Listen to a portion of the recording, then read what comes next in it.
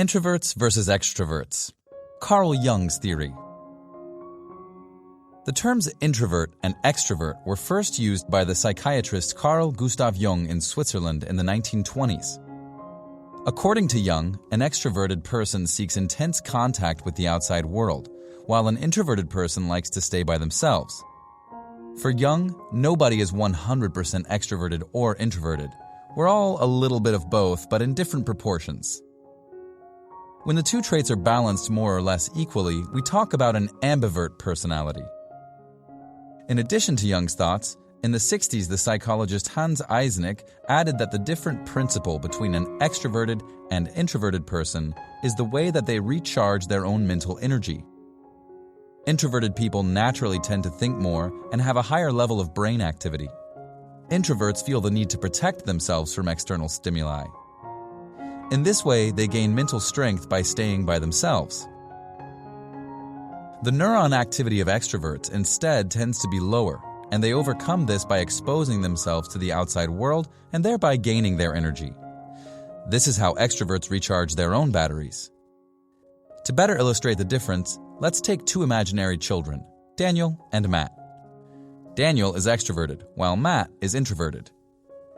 Daniel loves being surrounded by friends, loves being the center of attention and talking about anything and everything. Daniel has no problems interacting with strangers and is always open to getting to know new people. Staying with others stimulates him and increases his mental energy. Matt, instead, has no problems spending time alone. He doesn't feel the need to always be surrounded by friends or acquaintances. His hobbies don't necessarily include other people.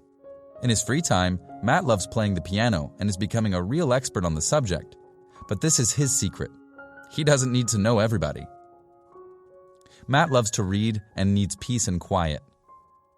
Let's be clear. Introverted people aren't necessarily shy, even if they might seem that way. Matt, for example, isn't at all shy and has no fear of talking to anyone, but tends to get tired when he's surrounded by too many people, and when a conversation becomes too superficial, he gets bored and tends to exclude himself.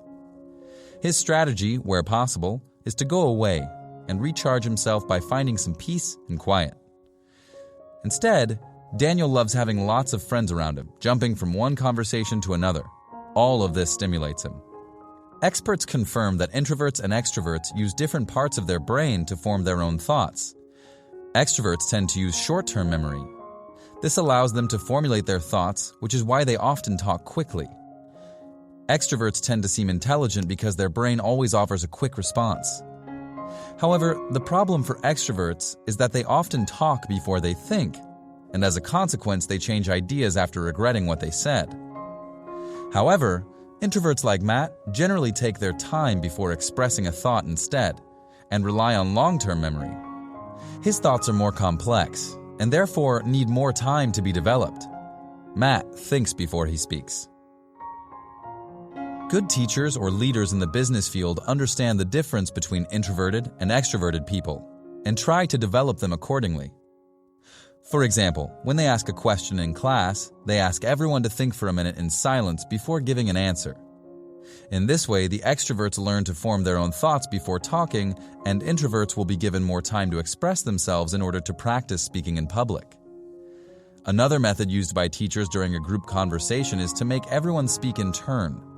In this way, even students like Matt, for example, can express their opinion without being overpowered by extroverted students who want to talk continuously. By working and studying together, introverted and extroverted people can help each other in their personal growth process. Introverts can teach extroverts to think before they speak, while extroverts can teach introverts to be more enterprising and to not be afraid of making their own opinion heard.